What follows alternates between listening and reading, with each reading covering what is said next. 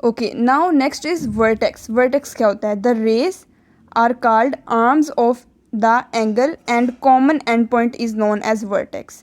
जो भी हम लोगों ने कॉमन एंड पॉइंट का नाम लिया था, जिस तरह हम लोगों ने क्या कहा था, इन दोनों रेस का कॉमन एंड पॉइंट क्या है, ये वाला, मतलब कि ये कॉमन है, इन दोनों को ये मैच कर रहा है, तो उसको हम क्या कहेंगे? वर्टेक्स। ठीक हो गया। अगर दो रेस बना रहे हैं, फॉर एग्जांपल ये दो नॉन कोलिनियर रेस हैं, इनका जो हमारे पास कॉमन एंड पॉइंट होगा उसको हम क्या कहेंगे? हमेशा वर्टेक्स। ये क्या होगा? वर्टेक्स। इसको वी से डिफाइन कर लो आप, या वर्टेक्स कह लो।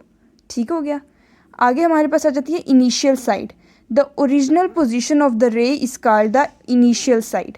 फॉर एग्जाम्पल, अगर मैं एक फर्स्ट रे बनाती हूँ, ये मेरी एक रे हमेशा होती ही होती है, ठीक है, और वो क्या होगी? स्ट्रेट होगी, ठीक है। तो ये क्या होगी मेरी? हमेशा जो पहली होती है वो क्या होती है? इनिशियल।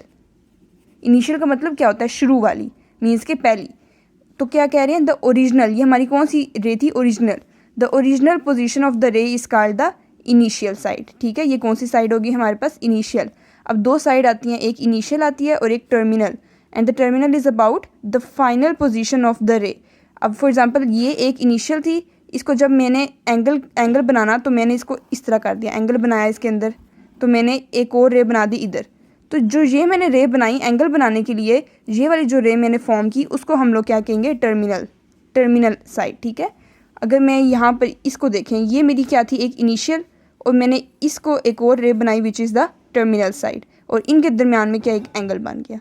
ओके, फॉर एग्जांपल ये देखें, नीचे मैंने एक ड्रॉ किए हैं, दो डायग्राम्स, दो एंगल्स ड्रॉ किए हैं। देखें, ये मेरे पास क्या थी? एक इनिशियल साइड थी, इसको मैंने एक और साइड बनाई which is the terminal side, same as it is.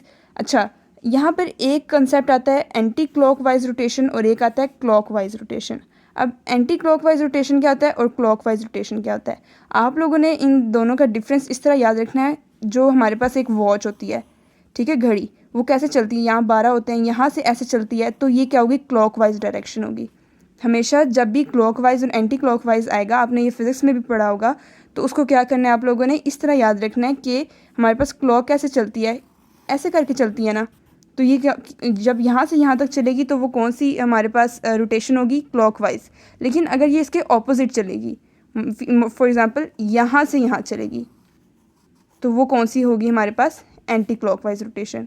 ठीक है, तो ये चीज़ें हैं। तो यहाँ पर हमारे पास इनिशियल साइड भी हमारे पास क्लियर हो गया, टर्मिनल साइड भी हो गया, वर्टेक्स भी, एंगल भी और ट्रिग्नोमेट्री भी।